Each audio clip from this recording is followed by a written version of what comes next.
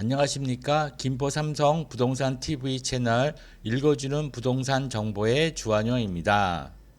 오늘은 임대인이 직접 실거주를 하겠다는 이유로 임차인의 계약갱신 청구권을 거절하고 다른 사람에게 더 비싼 가격으로 임차를 했다면 전 임차인이 임대인에게 주택임대차보호법 위반으로 요구할 수 있는 손해배상의 계산법에 대해 알아보겠습니다.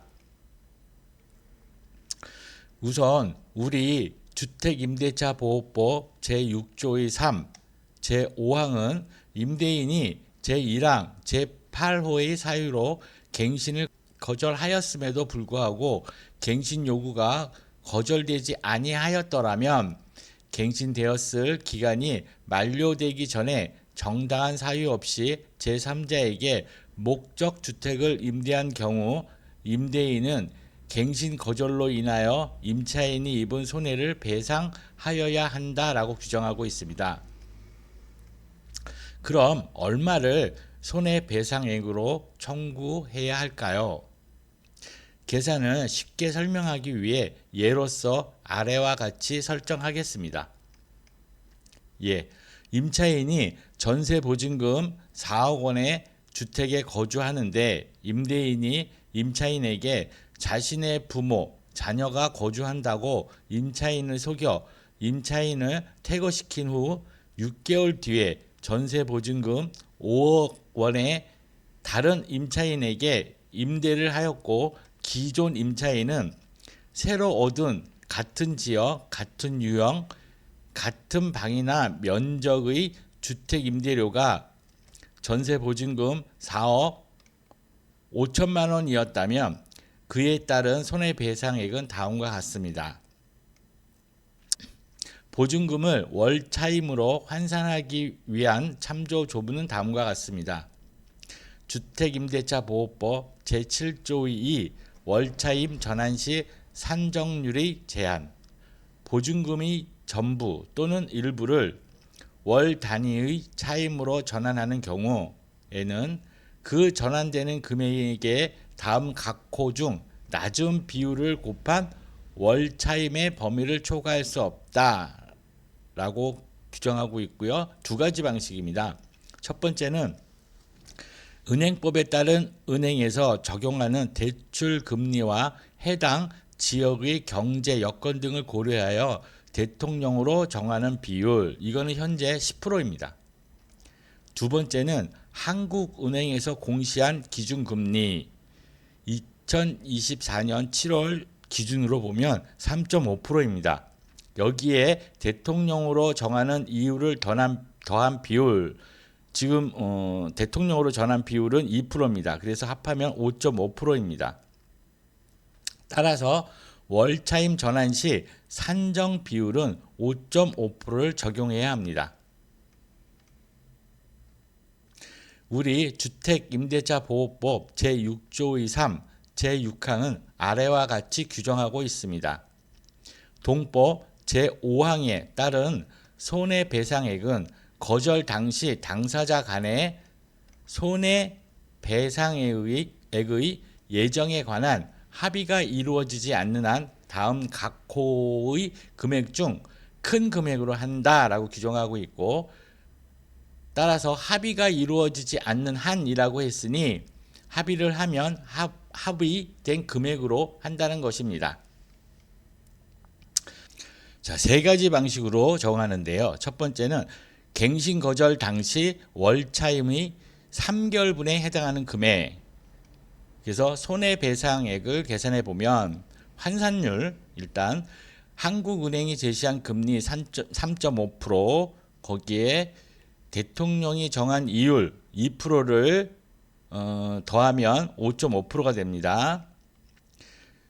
손해배상액은 보증금 4억에 환산율 5.5%를 곱한 다음에 12개월로 나누고 거기에 3개월을 곱하면, 그래서 4억 곱하기 5.5 나누기 12 곱하기 3은 550만 원입니다. 그래서 첫 번째 손해배상액을 첫 번째 방식으로 손해배상액을 계산하면 550만 원이 되고요. 그 다음에 두 번째 방식으로 하면 임대인이 제3자에게 임대하여 얻은 환산 월차임과 갱신 거절 당시 환산 월차임 간 차액의 2년분에 해당하는 금액 이렇게 되어 있습니다. 그 금액을 계산해 보면 자, A 제3자에게 임대해 얻은 환산 월차임 5억에 그 새로운 임차에게 5억에 냈기 때문에 보증금 5억 곱하기 5.5를 12개월로 나누면 월 229만 원 정도 임대해서 얻은 거예요. 그 다음에 B 갱신 거절 당시 환산 월차임을 구해보면 5%를 인상하고 계약 갱신을 하면 보증금이 4억 2천만 원입니다. 그래서 보증금 4억 2천 곱하기 5.5 나누기 12개월을 하면 월 192만 5천 원이 됩니다. 그래서 손해배상액은 A에서 B를 뺀 다음에 24개월을 곱하면 876만 원이 됩니다. 자, 세 번째 방식은 제1항 제8호의 사유로 인한 갱신 거절로 인하여 임차인이 입은 손해액이라고 되어 있습니다. 이 손해액의 계산은 불법적인 계약 갱신 거절로 이사를 한 임차인이 실질적으로 입은 손해액으로 정해야 합니다. 따라서 이 경우 손해액을 현 물가대로 대략 계산을 해보면 이사 비용이 약 250만 원, 중개 수수료가 약 200만 원, 기타 경비를 한 30만 원 정도로 잡고요. 이사로 인하여 추가로 부담된 환산 임차료를 330만 원으로 정했습니다. 330만 원으로 정한 게 아니고 330만 원으로 계산됩니다. 그래서 810만 원이 됩니다.